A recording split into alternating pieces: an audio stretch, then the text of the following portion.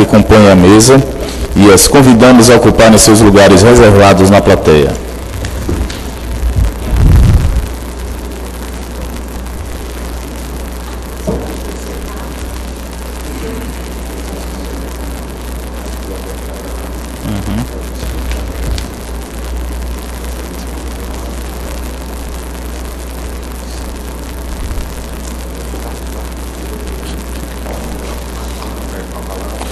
Com a palavra, o professor Carlos Blarra, coordenador do evento, para fazer a apresentação do documento da contribuição brasileira na Rio+20 no Fórum Diálogos RN 2012.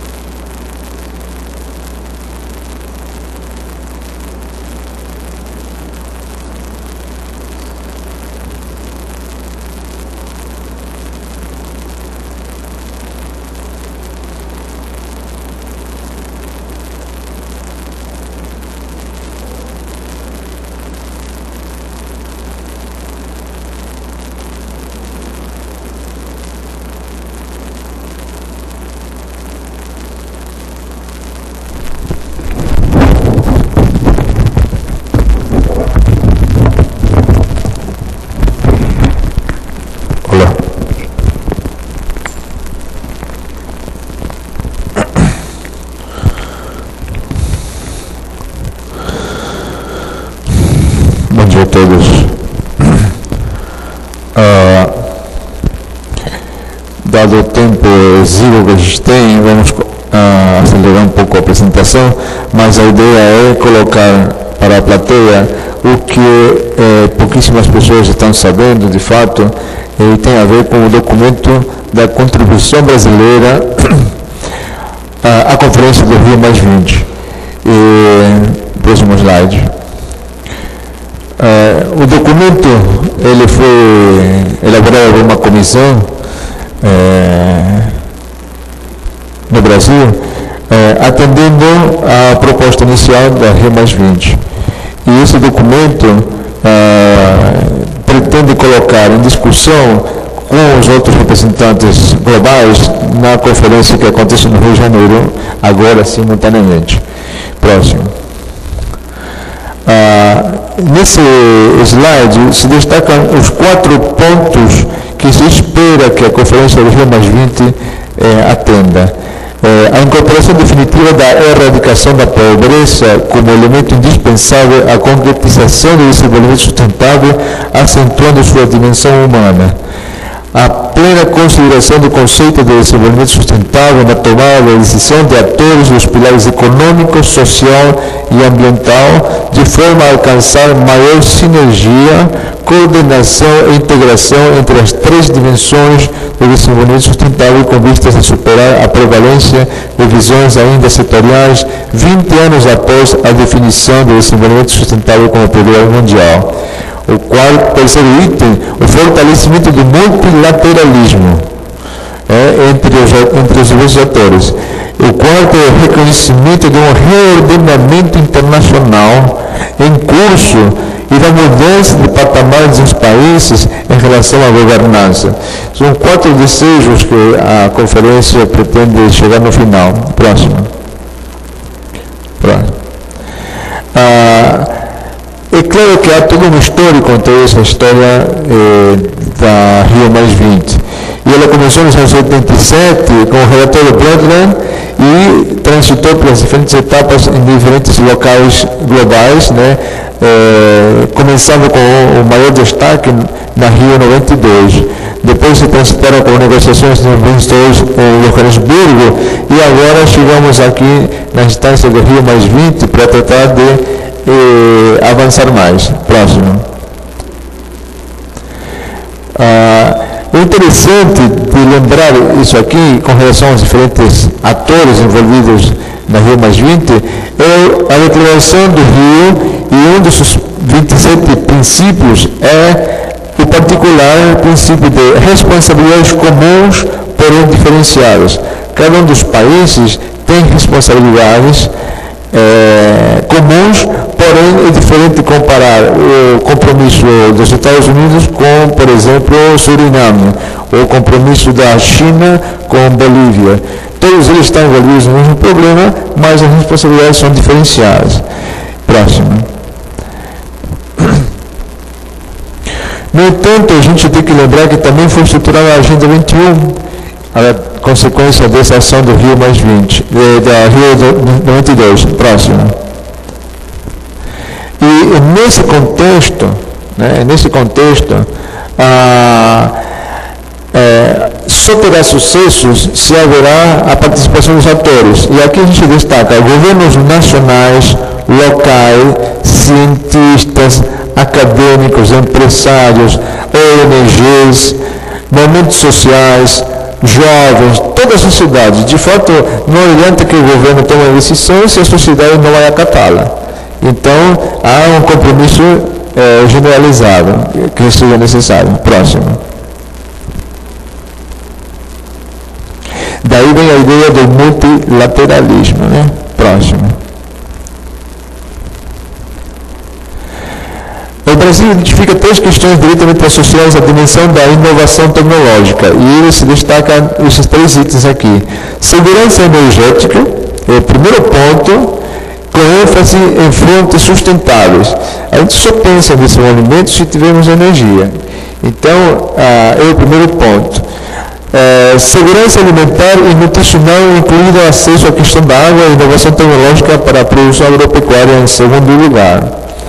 E em terceiro lugar, o papel dos recursos da biodiversidade para a inclusão social, e aqui lembramos o homem, para a produção de fármacos, etc., lembrando a importância da biodiversidade para todas essas ações terem sucesso. Próximo. Então, a ideia da Rio+20 deverá transmitir à comunidade internacional que será um processo essencialmente inclusivo. E aí temos um outro aspecto humano nesta questão, que contemple de forma igual o aspecto da questão econômica, ambiental e social. Certo? Próximo.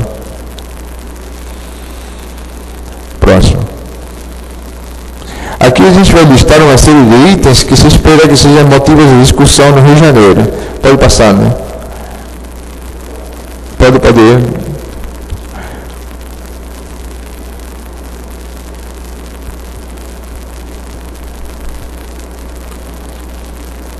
Aqui nesse ponto, é interessante destacar que quando a gente pensa em cultura, né, é interessante que o texto brasileiro coloca essa seguinte situação. Nesse contexto, são fundamentais a consolidação dos direitos culturais como parte dos direitos humanos. É a única palavra da proposta brasileira que lembra direitos humanos.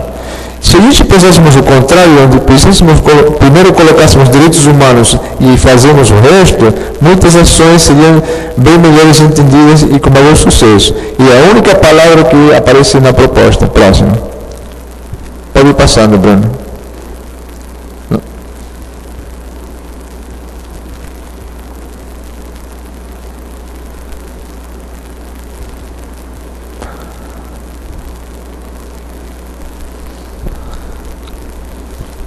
Nessa lista, a gente poderia incluir outros mais, mas é o que aparece dentro da proposta brasileira. No capítulo 2 da proposta brasileira aparece o item Economia Verde no contexto do desenvolvimento sustentável e da erradicação da pobreza. Próximo. Nesse contexto, se destaca a necessidade de refletir, né, sobre modelos inclusivos de expansão econômica. Nosso Estado tem uma franca expansão econômica, por exemplo, em energias renováveis, como a energia solar e eólica. O que se discute sobre inclusão nesse contexto na sociedade? Aparentemente, teria que se pensar, talvez, alguns outros aspectos nesse tipo de avanços de expansão econômica, que incluem diferentes setores da sociedade. Próximo. Quando a gente pensa na ideia de economia verde, né, que é o conceito, na verdade, a economia verde teria que ser um instrumento de mobilização, né, pelo desenvolvimento sustentável. E isso implica um conjunto de iniciativas políticas, de projetos concretos que contribuam para a transformação das economias de forma a integrar o desenvolvimento econômico, social e ambiental. Próximo. Aí, a ideia de conceito de economia verde inclusiva aparece, né, dentro da proposta do Rio+20, onde teria sido dado um foco, digamos, importante no desenvolvimento sustentável para a população global. Se a gente considerássemos que nós estamos nos 6 bilhões e pouco de habitantes, mais ou menos 5 bilhões de habitantes têm acesso a quase nada. E 1 bilhão é que governa o planeta, enquanto a ter acesso a tudo o que precisa para ser. Né? Então, esses 5 bilhões de pessoas são 5 bilhões de potenciais consumidores, potenciais envolvedores ou desenvolvedores de demandas. E isso implica consumo, e isso implica economia. Então, há uma necessidade de se entender a essas outras pessoas que fazem parte dos 5 bilhões que estão à espera do desenvolvimento. Ponto. Daí a necessidade de que essas ações promovam vários aspectos de discussões que não envolvem somente o aspecto econômico, senão, por exemplo, mudança cultural, né, uma mudança ética para um consumo mais razoável, racional, e que implica, por exemplo, o reaproveitamento de recursos. Próximo. No capítulo 3 da proposta, há um aspecto relacionado à estrutura institucional e desenvolvimento sustentável. Próximo. Nesse contexto, né, que envolve os 3 pilares, né, do desenvolvimento sustentável, econômico, social e ambiental, o que é a estrutura institucional dos diferentes cenários de governo devem estar preparados ou estruturados ou adequados para que isso aconteça de fato.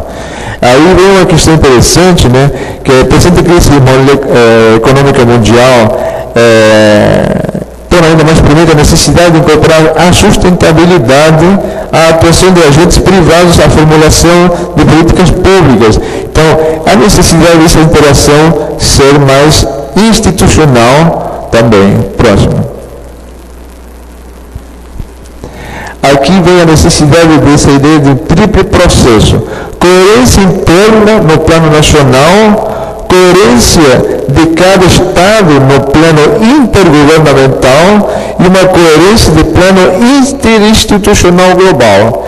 Na verdade, nós estamos aqui querendo dizer que a multilateralidade tem que ser, de fato, implementada, senão o processo não acontecerá. Se um dos pilares cai, os outros não se sustentam. Próximo. Próximo. Das propostas do Brasil, próximo, né?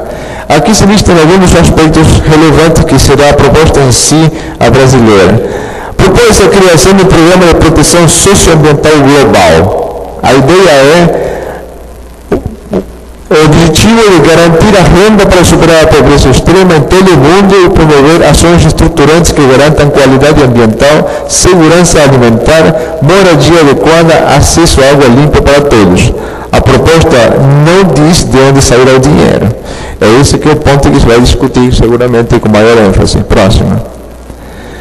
A ideia é de que essas ações permitam a inclusão massiva econômica. Lembramos desses 5 bilhões de pessoas que estão à espera de serem futuros consumidores do ponto de vista econômico, mas eles dependem dessas ações, por exemplo, com essa proposta de proteção